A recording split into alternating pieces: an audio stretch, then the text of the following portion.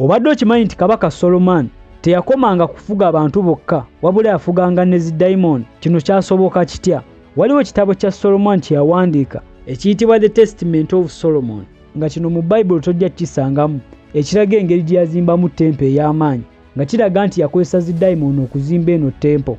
Ekitabo kino kyongera okuddamu ebibuuzo abantu be balina, naddala nnyo ku ngeri pyramids gye zaazimbibwamu, oba nga ddala zaazimbibwa abantu oba bitonde birala. N'ekyo si kye ngenda okwogerako. Katwogere ku dayimoni zino zijja zitya okutandika okuzimba tempo.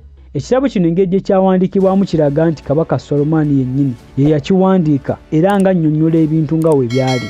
Agamba ng'ali ku mulimu gw'okuzimba tempo. Waliyo omuvubuka omu era nga yali mutabani w'abamu ku bazimbi abaali ab'amaanyi ku tempo eno. Ng'omuvubuka ono naye yalina obumanyirivu mu kuzimba, era Kabaka Solomon kwe kusalawo n'amwongeza ssente ze yali amuwa, saako n'okumwongeza emmere gye yali amuwa, olw'okuba nti omuvubuka ono yali alabika bubi ate nga mukozi. N'oluvannyuma lw'okumwongeza omusaala n'okumuwa emmere, omuvubuka ono yeeyongera okukogga n'okufaanana obubi.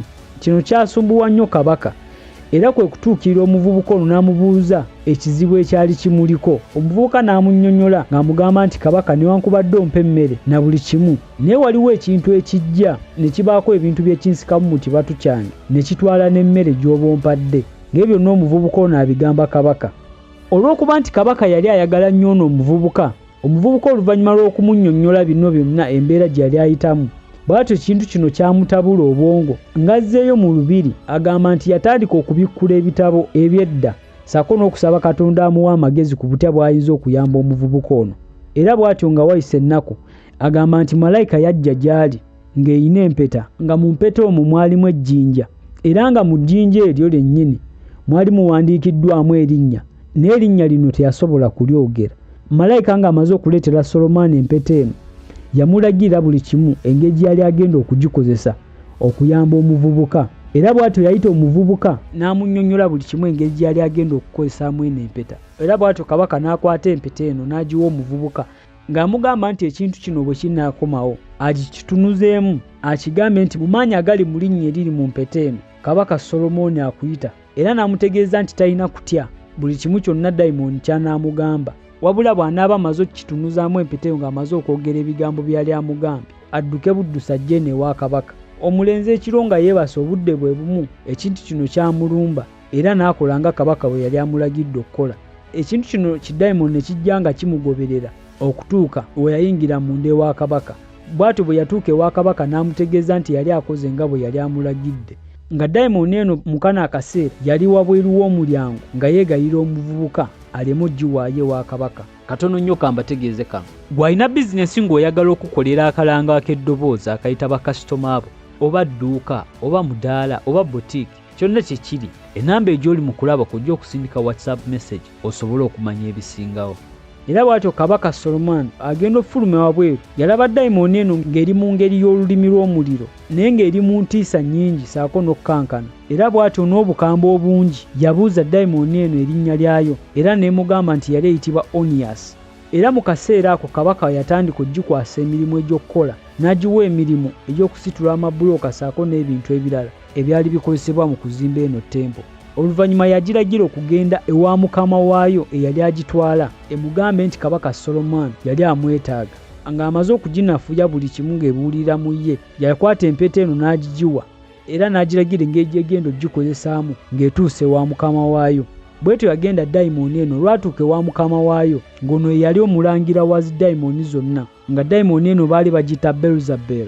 Era dayimoni eno Kabaka Solomon gye yali asindise, bwe yatuuka ewa dayimoni eno enkulu yali ezitwala, n'egitegeeza nti Kabaka Solomon yali agiyita, bw'etyo yagaana. Era oluvannyuma lw'okugaana eno n'egitunuzaamu empeta nga Kabaka bwe yali agiragidde, n'egonda, bw'etyo n'egenda ewa Kabaka Solomon. Era oluvannyuma lwa dayimoni eno okutuukayo, Kabaka Solomon yaginyweza era n'agibuuza ebibuuzo eby'enjawulo nga we muddamu. Oluvannyuma ng'amaze okuginafula obulungi, yagigamba okulagira buli dayimoni zonna ze yali ekulembera okujja ewa Kabaka, era bwe kityo ne kikolebwa. Bw'atyo dayimoni eno ng'emaze okukuŋŋaanya zidayimoni zonna ze yali ekulembera, buli emu yatandika okunnyonnyola Kabaka kye yali ekola, endwadde ze yali ereeta, na buli kimu engeri gye zaali zitulugunyaamu abantu. Kabaka Solomon kino kyamwewunyisa era ne yeebaza Katonda amaanyi ge yali amuwadde okubanga asobola okufuga ebitonde bino. Oluvannyuma ng'amaze obbifuna byonna yatandika obbiragira okukola emirimu egy'enjawulo nga mwalimu okusitula empagi zino ezaali ennene ng'abantu aba bulijjo baali tebasobola kuzisitula okuzimba tempo eno. Era bw'ati agamba mu dayimoni zino zaalimu ebika eby'enjawulo nga dayimoni ezimu zaali zifaanana abakazi abalungi naye ng'omutwe n'akabina nga bya ndogoyi, nga dayimoni endala zaali mu sheepu y'abantu naye ng'omutwe tezirina nga awandibadde omutwe waali wavaawo omuliro, ng'endala zaali mu nkula ya dragon, ezimu nga zirina emitwe ebiri, endala agamba zaali mu sheepu y'embwa ennene, era agamba nti endala zaalina feesi ng'eyaka green ssaako n'omubiri ogulinga ekizikiza, ng'endala zaali mpanvu nga z'amaanyi nga zirina amaaso agaaka, ng'endala zaali tezirabika ng'owulira buwulizi maloboozi. Era bw'atyo kabaka Solomoni yakwata dayimoni eno enkulu eyitibwa Beluzebuli n'atandika okugikozesa emirimu egy'enjawulo. Oluvannyuma dayimoni zonna eno dayimoni ze yali etwala gwe zaali zitwala nga kabaka waazo ali mu kwesebwa ng'omuddu, zonna ne zigonda era ne zitandika okukola emirimu nga kabaka bwe yali aziragira okukola, era nga zaazimba nga zikozesa agawajja aganene abantu ge baali batasobola kusitula ssaako n'emirimu emirala. Era mu kiseera ekitono ennyo tempo eno yali emalirizibwa okuzimbibwa. Kino kyayongera Solomoni ettutumu n'amaanyi. Kwebaza olw'obudde bw'owadde okulaba eno vidiyo era nkwagaliza ekiseera ekirungi.